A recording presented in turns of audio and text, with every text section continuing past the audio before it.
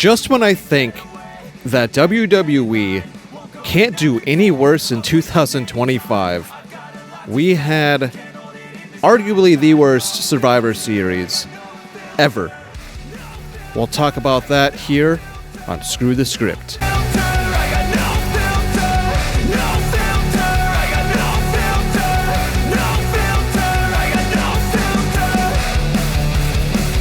Welcome back, everybody, to Screw the Script. I'm your host, as always, Maverick. Thanks for joining me. I hope you all had a great Thanksgiving weekend. I had a lot of family stuff going on. That's why I haven't uploaded in a minute. But I had to make a video about what went on this past weekend. Survivor Series 2025 is going to go down as the worst PLE of WWE's history. And I'm saying history in terms of PLE. They've been using the premium live event name, I think, for 3 years now. I could be wrong, but somewhere around there, not too long. This was the worst show I have ever seen them do in the PLE era. Look at this right up here.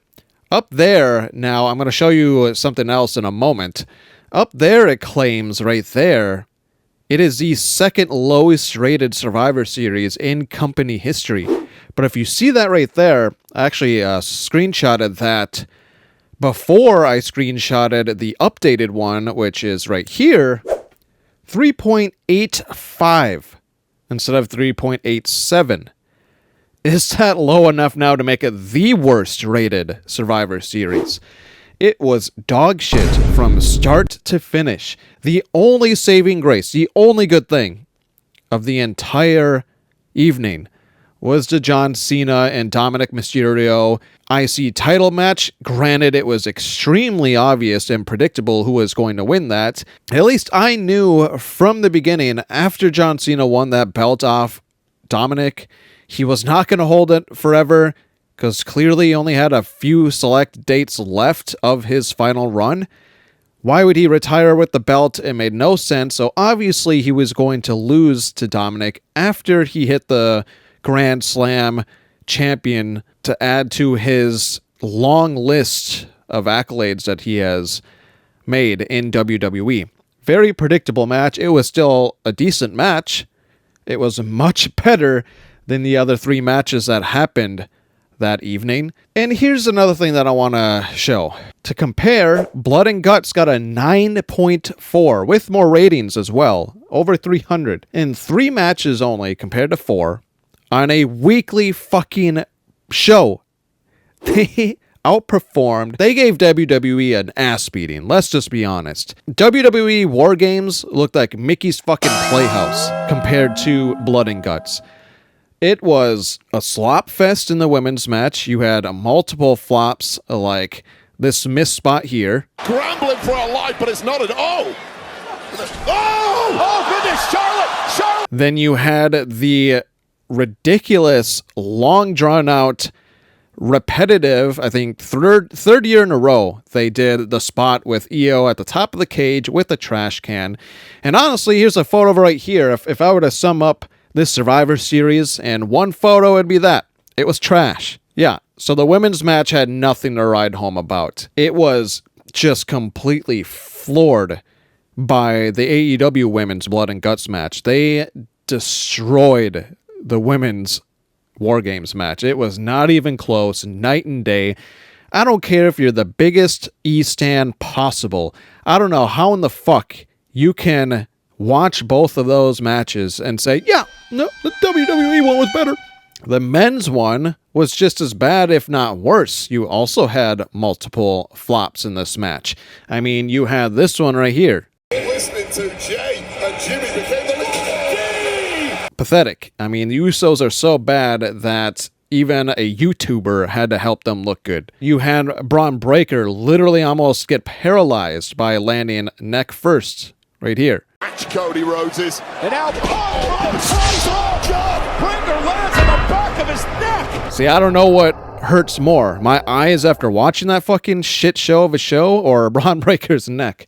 Thankfully, I'm reading reports that he is okay. All jokes aside, I never like to see wrestlers get hurt, So it is good news that he is apparently okay. Luckily, he is okay. Honestly, the only thing that probably saved him from being paralyzed, or at least at minimum a broken neck, was all the muscle that he has on his body between his traps, his shoulders, upper back. That literally saved him.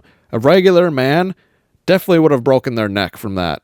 Could have been paralyzed. There are reports apparently out there that after the show went off the air, the fans were booing. I mean, it felt like the ending of a mediocre Raw to finish off the show. A thing that I brought up earlier, 3 matches compared to 4. A weekly AEW Dynamite had more wrestling in that special 2.5-hour episode than Survivor Series had in 4 matches. They had one more match, but had less actual wrestling, and the show was longer too. I think it exceeded 3 hours, somewhere around there, which means about a third of it was just fluff and filler that did not need to happen. Drawn out entrances. I mean, there was apparently rumors that there was an argument backstage for the order of the entrance in the men's War Games match. They completely scrapped the cages for this year, probably because it, 1, kind of looks stupid, and 2, AEW just does it better with the entrances in their Blood and Guts matches, and I like how leading up to Blood and Guts they had advantage matches. It was put together much better than War Games. The lead up to it was much better than War Games, and the execution fucking kicked War Games in the nuts. And this is just another example of what I've said before on my channel, that WWE in 2025 is nothing but cheap returns and cheap pops. Cheap entrances, no substance, they feel soulless. Bullshit claims by Triple H. I made a video like a week or 2 ago where he claimed that some big change was going to happen on Raw. Nothing happened. Apparently on Raw later tonight, you'll be watching this video before Raw, he apparently claims that it's going to be epic. If it's just Austin Theory coming back, I mean, granted, I hope that they do finally push him, but that's not necessarily epic. And I'm assuming that's Austin Theory. That was the guy in the mask and sweatshirt at the end of the men's War Games matches that cost Team Cody the victory. Is either him or was Masked Man up here from the 2K games. I'm just kidding. But we'll see what happens with that. I mean, and not to mention you had the classic riddled ads. I mean, look at this screen grab up here. They had the We'll Be Right Back live with Netflix, War Games, Survivor Series used through ESPN. It's a fucking tongue twister. It's hard to keep track of. Back in 3 minutes and 41 seconds. It happened multiple times throughout the night. So you're paying a premium to watch it. You're paying a huge premium to go to it live for shit-ass wrestling. For awful, soulless, lifeless, terrible wrestling. WWE in 2025 is hot garbage. AEW is better than WWE in 2025, and if WWE continues down this road going into 2026 here next month and onward, they are going to just lose fans left and right, slowly but surely, because it's just, I don't know how you defend it. I really don't know how. Again, I've been a pro wrestling fan since 1998. I am not just an AEW first guy. I have watched pro wrestling for a long time. Shawn Michaels back there. Rey Mysterio mask, which I brought back for this video. I haven't worn it in some time. I like WWE. I love a lot of WWE's history over the years, okay? But what it is now is a lifeless shell of what it used to be when I was a kid. The late 90s, the early 2000s, even the mid 2000s, so much better. Maybe I'm going a little too harshly on WWE. Let me know down in the comments your thoughts on War Games, your thoughts on Survivor Series as a whole. I feel like this is a rhetorical question, but I want to know anyways, what are your guys' thoughts compared to Blood and Guts? I mean, I didn't even touch on Full Gear in this video. I already kind of covered it and recapped it, but Full Gear was also way better. AEW in 2025 has kicked WWE's ass every single month. Every PLE versus pay-per-view, AEW has beaten them. WWE cannot match what AEW can do in the ring, in their pay-per-views, and this show was a fucking shit show, and it proves my point true. They might as well retire the War Game matches because they were pitiful. They were embarrassing. It wasn't even close comparing the two. I've said it on a video in the past, I forget how long ago it was, where I said that Tony Khan is playing chess in 2025 while WWE and TKO and Triple H are playing checkers. And this was just another masterful move by Tony Khan. Putting on Blood and Guts a couple of weeks before Survivor Series and the War Games matches was brilliant because it showed not only that they do the cage matches way better, which I've said before on this channel as well, that they just do cage matches better, whether it's regular steel cage or Blood and Guts versus War Games, they do it so much better.